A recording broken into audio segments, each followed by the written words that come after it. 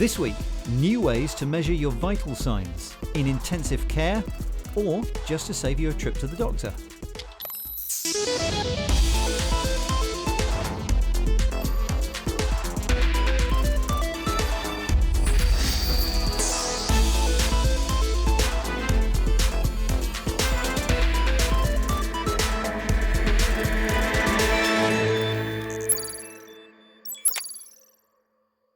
Hey, welcome to Click. Hope you're well. Hope you're coping okay with the not going out, the not seeing people, the homeschooling, and that long wait for the vaccine. There's a heck of a lot going on at the moment, isn't there? Lara, looks like you've been keeping busy. You've been decorating. Look. I have. I hope you like them. I've got to keep myself busy in lockdown. Absolutely. No, they look lovely. Tell you what, it's the most exciting thing to happen in the Lewington household for months. Now, of course, we are being encouraged to stay at home as much as possible, except in particular circumstances. And that includes if you need medical attention. That said, at the moment in the UK, most GP appointments are happening remotely. So that may be by telephone or online. But of course, there are some examinations that really need to take place in person. So I've been looking at some of the technology that aims to be able to help you do them yourself. Health tracking devices are not new, especially those used to monitor chronic conditions. But the pandemic has encouraged the rise of innovative new kit, or sometimes all you need is your smartphone. This app from Binary AI uses the camera built into your smartphone, tablet or laptop to measure your vital signs in under a minute just by looking at your face. So Bina is actually analyzing the tiny color changes that are happening in your cheeks and forehead. And those tiny color changes actually provide a clear indication regarding the blood flow behind your skin. And by analyzing the blood flow, then we're able to analyze and to understand what is your heart rate, what is your oxygen saturation, what is your respiration rate, and a lot of different body signs. Over 100 million scans have already been done, and thousands of doctors have been trialling the tool whilst it applies for wide-scale approvals. But to get a second opinion, and one from an actual doctor, I drafted in Claire Gerarda, GP and former chair of the Royal College of General Practitioners. So under your skin, you've got millions of very small blood vessels. And what this technology will be doing, no doubt, is actually pinning one of those down and picking up these various indices. Another smartphone-based solution could be this. LMD's tiny device can track your blood pressure just by holding your finger down on it. Its sensors track the pressure that you're putting on, along with what the vessels look like under the skin. But the eventual aim is to have this built into mobile phones. When you measure your blood pressure with a normal cuff around your arm, what that does is squeeze and compress the arm against the pressure of the blood. We do exactly the same, except we use the arteries here in the tip of the finger. And when you put your finger on the device like that, it tells you on the screen to push harder or softer. It did take quite a few goes to get a reading, but the company is improving its set of simple games to help you focus on getting it right, and clinical trials are underway. You've mentioned how beneficial this could be to people who know they need to be taking their blood pressure readings, but how about to healthy people? It would be very, very useful to be picking up people that we don't normally see in our surgery till they run into problems. Sometimes your phone may need a bit of help though. This smartphone-connected device aims to help you when you're having a remote doctor's appointment. Now, it comes with attachments that help you look inside your ear or inside your throat, even a stethoscope, plus simpler functions like being able to take your temperature. An app helps you record your findings and send them to a doctor. Or if your healthcare provider is signed up, you can do live video calls where they take control. Heart is awesome. Let's go to spot 2. Oh, You're great. Go directly across. A lot of schools around the US and Europe is starting to use Taito as a mini clinic. We have visiting nurses services that are using Taito. So it's not always at the home level, it's also at the community level. Taito Care has been clinically validated by universities and hospitals in the US and Israel.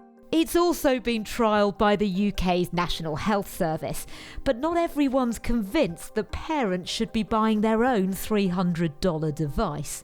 What do you think of a device like this, which actually takes on some of the physical elements of what a doctor would generally need to do? I think that if you're a worried parent, number one, you probably wouldn't have one.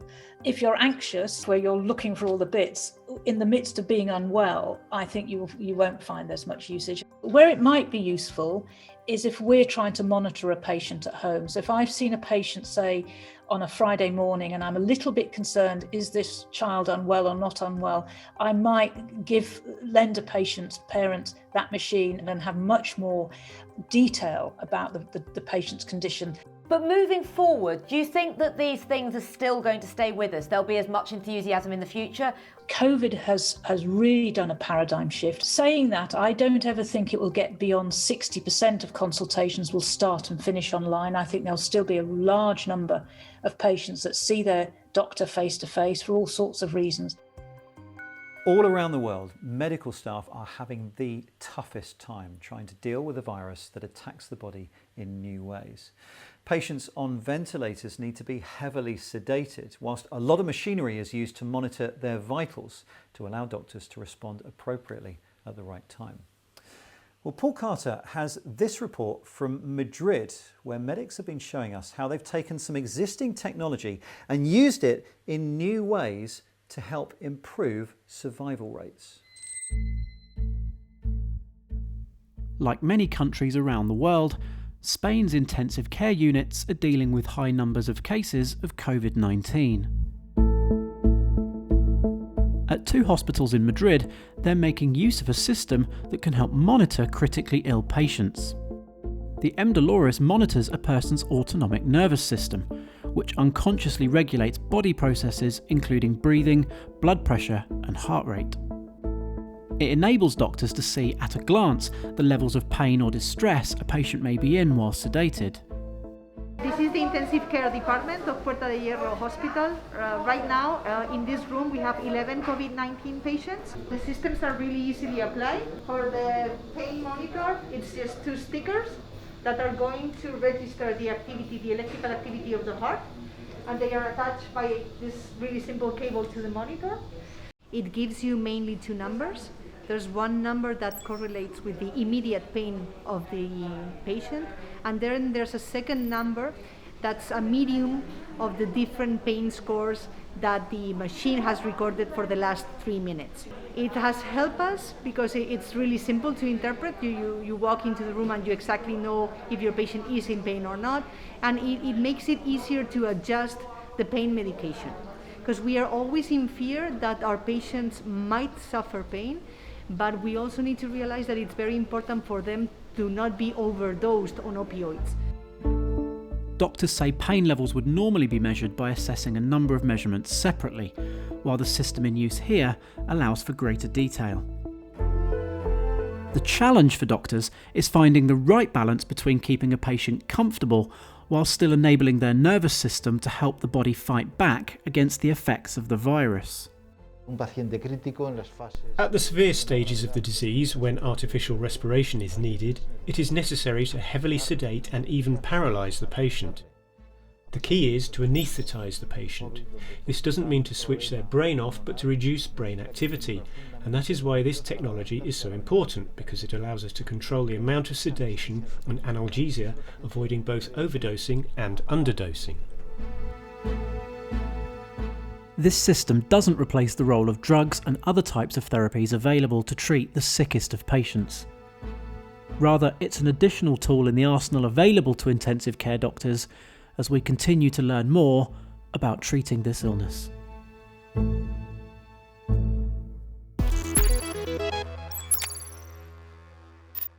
Hello and welcome to the Week in Tech. It was the week that Facebook News, the social media giant's personalised news tool, launched in the UK following a US rollout last year. German drone firm Wingcopter said it will start delivering coronavirus vaccines by air, with pilots launching in Southeast Asia and Africa in the coming months. And Google stopped work on its virtual painting app TiltBrush. Launched in 2016, this will live on as an open source project. Ford's electric scooter arm Spin unveiled a new three-wheeled model. A fleet of up to 300 scooters will be piloted in Idaho this spring, complete with controls that let vehicles be moved from afar and even wheeled to users on demand. The makers of humanoid droid Sophia the robot say this and 3 other models are going into mass production. Hello everyone. Sophia can imitate human gestures and uses AI for general reasoning and went viral when unveiled by Hanson Robotics in 2016. And finally, the hip bone's connected to the 3D printer. Scientists in Australia have made an ink that can 3D print bone-like structures with living cells. The ceramic-based fluid must be squeezed into a gel bath with cells to set and could mend damaged bones during surgery. Now that's what I call bona fide science. Last Monday was Burns Night, when Scots everywhere celebrate the birth, life and poetry of their national bard, Robert Burns. Yeah, he wrote, amongst other things, this. Auld Lang Syne, of course, traditionally sung on New Year's Eve. Hogmanay, if you're in Scotland. And in Scotland right now is our very own Nick Queck. Hello, Nick. Look at you. Well, hello there. How's it going? You all right? Yes, I'm in bonny Scotland. And of course, I am wearing traditional garb. Yeah, keep that well under wraps if you wouldn't mind, sir. Listen, where are you?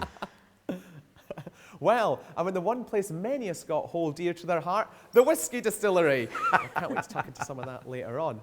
But anyway, as it is Burns Night, it's the one time in the year where it's socially acceptable to drink whiskey with your dinner. I see. How was your Burns Night? Well, it was pretty bizarre, to be honest. It went virtual for the first and hopefully the last time. And obviously there's a lot of people up here with a lot of time in their hands. So one PhD student from Glasgow decided to train an AI to write poetry in the style of the great bard himself. Okay, can we hear a bit of that now? But hing us o'er the ingle, in shale plays and sense, wheel mounted on his grey mare, wheel harrowed at last and bent at the neck. His fears ceaseless, his madness refused to relent. Wow, tech meets tradition. Speaking of which, Spencer, you've been testing some whiskey that was blended by an artificial intelligence. Yeah, that's right. And this is being made in the traditional home of whiskey, Sweden. What? Okay, look, Sweden is actually very new to whiskey making. A couple of hours north of Stockholm, in the town of Gävle, I found Angela Durazio. Now she's McMara Whisky's master blender, although I prefer her other title, CNO, Chief Nose Officer. And she's going to explain how her latest Gold Award-winning whiskey was given a helping hand, well, or nose, by a computer.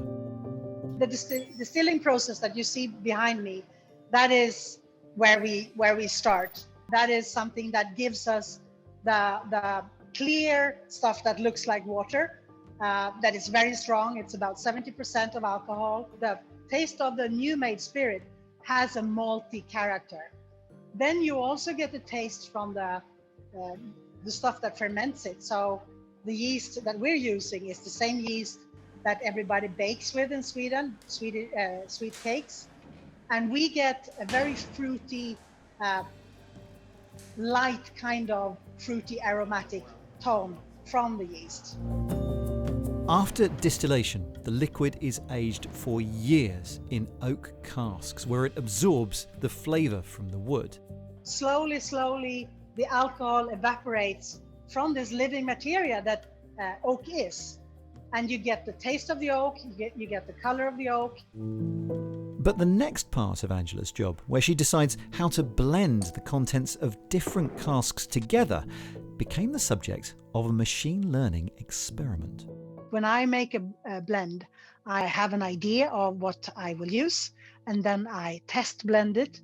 So I might take a base of First Fill X bourbon, and then I'll take a few samples of something else. So I'll do a complexity of tastes and aromas in this blend. And then I'll do, I can see, okay, I used too much of that new American oak. I can see in this blend, I will have to use a little less of that. And this process can take days and weeks. So, tech startup Fourkind offered to create software to see if a computer could do the blending job instead. All the info about Angela's previous recipes, cask information, tasting notes, reviews and awards were fed into the algorithm to see if it could come up with a new blend that was also worthy of a prize. The AI program then gave me very many recipe suggestions, which in the beginning were very strange and very odd and not at all something that I would like to use. For example, it said that, you use very little from 500 casks, and that is like not a thing that you would do. So we narrowed down the possibilities while we went along. And I got 100 recipes and I looked at them and I said no, and then I got 100 more, and then I got 100 more. And then in the end, I singled out 5 recipes that I thought were nice. The result is a whiskey called Intelligence. What else? And it did win 2 awards in the US. So, is it any good? Well, I'm not really into whiskey, so I had a bottle sent to someone with a much better sense of it all than me dad. He got the taste buds, I kept the hair. Well, the colour's certainly whiskey colour. Intelligence is not meant to taste like any other whiskey in particular, but I did ask Dad how it compared to his favourite Scottish single malt. Definitely a more concentrated flavour, whereas this one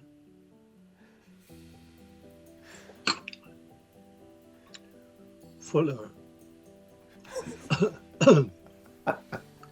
A fuller flavour, yeah.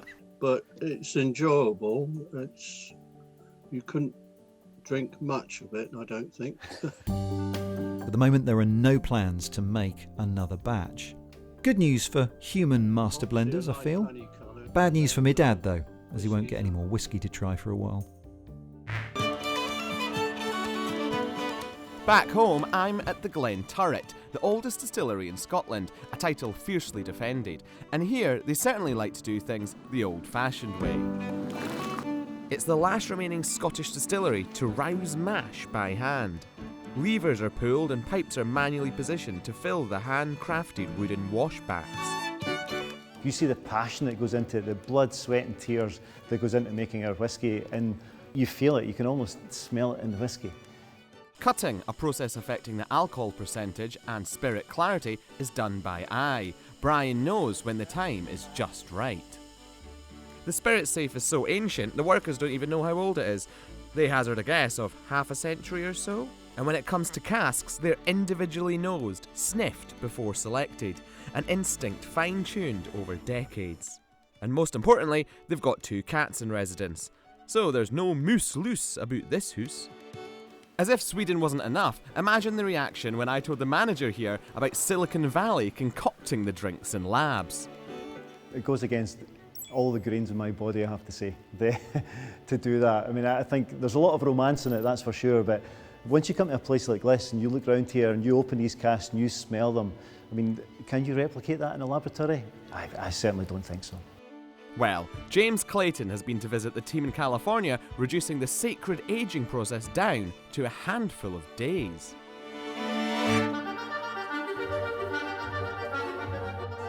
Welcome to Bespoken Spirits, one of a number of small startups on a mission to revolutionise the spirits industry, and to meet Martin and Stu, the founders of the company. A couple different samples, and we're looking at some of the attributes of aroma.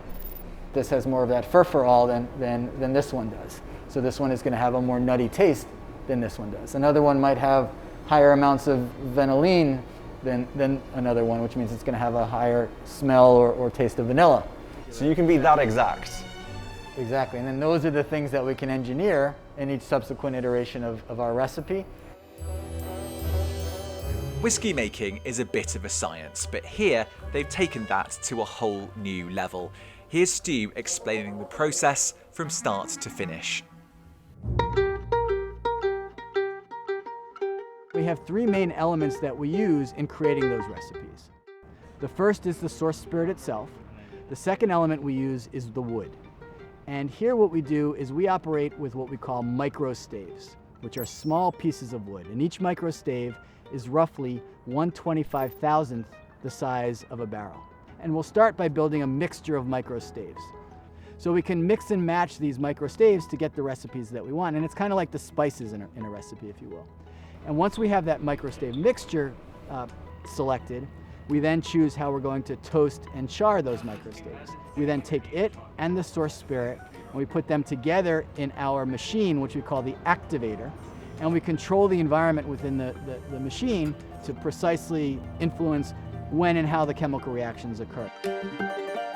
We have over 17 billion combinations we can use in creating our recipes, and it typically takes 3 to 5 days to get the end result that we're looking for. Some of the process uses technology that they say is market sensitive that they wouldn't show me, but they claim that the spirits that they make, things like whiskey and rum, are just as good as the real thing. We've got 3 different samples of our bespoken products here. Okay. This was our original flagship product, the first product we made, the first to win industry awards. Okay. This is a Japanese style whiskey in the sense that it's more floral and aromatic, fruity, whereas this is more of a classic bourbon style whiskey, vanilla, caramel, woody notes, etc. All right, I'll try this. Right. Getting nuts from this? Is that a thing? Is it nutty? Is it? Again, we're not making synthetic spirits here.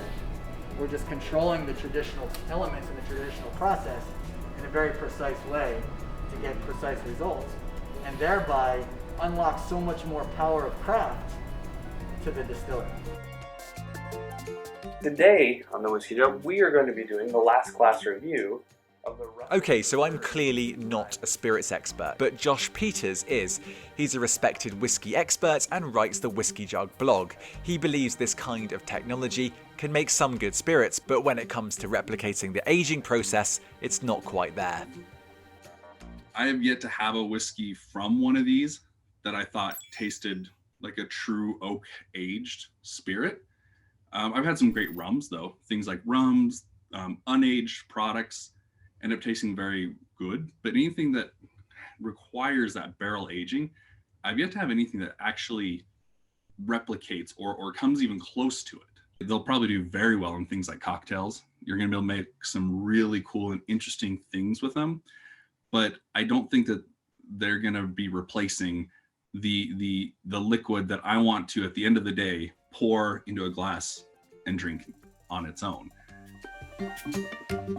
Companies like Bespoken Spirits don't actually need to convince everyone they're onto a winner. They're looking for a fraction of a multi-billion-dollar industry. If they can convince just 1% of people who drink spirits that this is the future, they'll be cheersing to that. That was James Clayton in Silicon Valley. I'd imagine that report has annoyed a lot of people. Let's go back to Nick in Scotland, who is not there right now. Oh no, what have we done? Where is he? Right, does anybody have a straw?